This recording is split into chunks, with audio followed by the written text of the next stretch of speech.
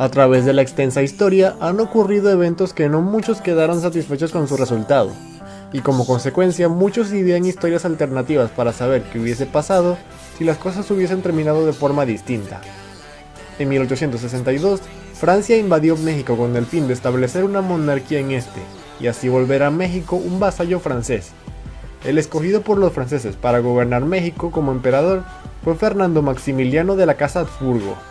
El plan era que Maximiliano estableciese un gobierno conservador que mantuviera a los mexicanos reprimidos con el fin de sacar riquezas para Francia. Todo fue llevado a cabo correctamente y el Segundo Imperio Mexicano fue establecido. Sin embargo, el emperador Maximiliano I de México terminó por encariñarse mucho con México y con su gente, y al final terminó interesándose más por los intereses mexicanos que por los franceses. Como consecuencia, los franceses dejaron de apoyarlo, y en 1867, Benito Juárez entró a Ciudad de México, disolvió la monarquía y Maximiliano fue fusilado. Mientras de que Maximiliano I viajaba a Ciudad de México, se enamoró completamente de los paisajes de este y de su gente. Notó que México era un país fuertemente herido por la guerra y por los conflictos internos. Sus primeras acciones como emperador fue la construcción de museos con el fin de conservar y aprovechar lo más posible la cultura mexicana. Su esposa, la emperatriz Carlota de México, empezó a organizar fiestas para la alta sociedad con el fin de usar el dinero obtenido para ayudar a la clase baja mexicana. Maximiliano empezó a usar todos sus conocimientos de economía obtenidos en Europa para administrar de mejor forma los territorios bajo su poder, y así ayudar a la economía mexicana. La política de Maximiliano terminó siendo más liberal de lo que muchos esperaban. Maximiliano era por nacimiento y tenía sangre austriaca, pero él se veía a sí mismo como un mexicano más. Sus objetivos más importantes fueron la justicia y el bienestar de los mexicanos. Como emperador, restringió las horas de trabajo y abolió el trabajo para los menores de edad.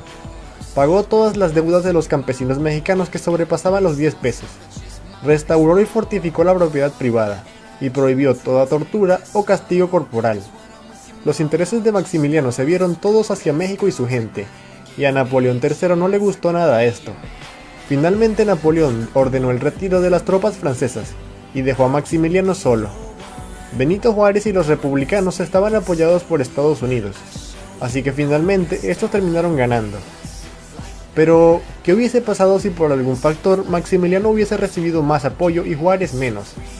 En resumen, ¿qué hubiese pasado si el Segundo Imperio Mexicano nunca hubiese caído?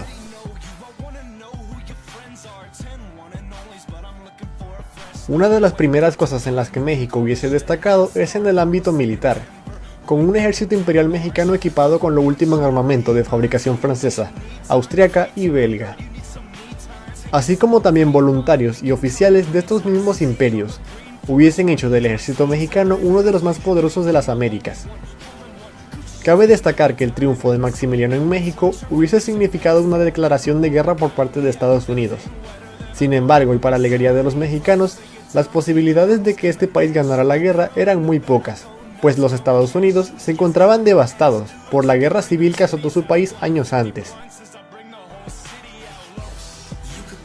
En el ámbito económico, el imperio hubiese destacado bastante, pues una nueva monarquía en las Américas hubiese traído mucha inversión europea en el país, más con nuevas florecientes potencias económicas como el Imperio Alemán, el Reino de Italia o el Imperio Ruso.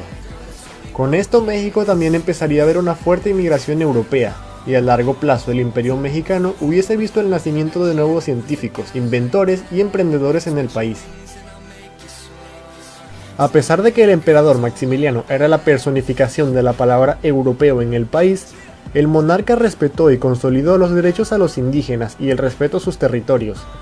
Separó a la iglesia del Estado y sometió a cualquier orden religiosa a pagar impuestos. Impulsó la igualdad en la política mexicana y eliminó las alcabalas, que eran impuestos al comercio interno mexicano que en parte eran un obstáculo para los comerciantes mexicanos de la época. Desgraciadamente Maximiliano tuvo muy poco tiempo para demostrar sus buenas intenciones con México.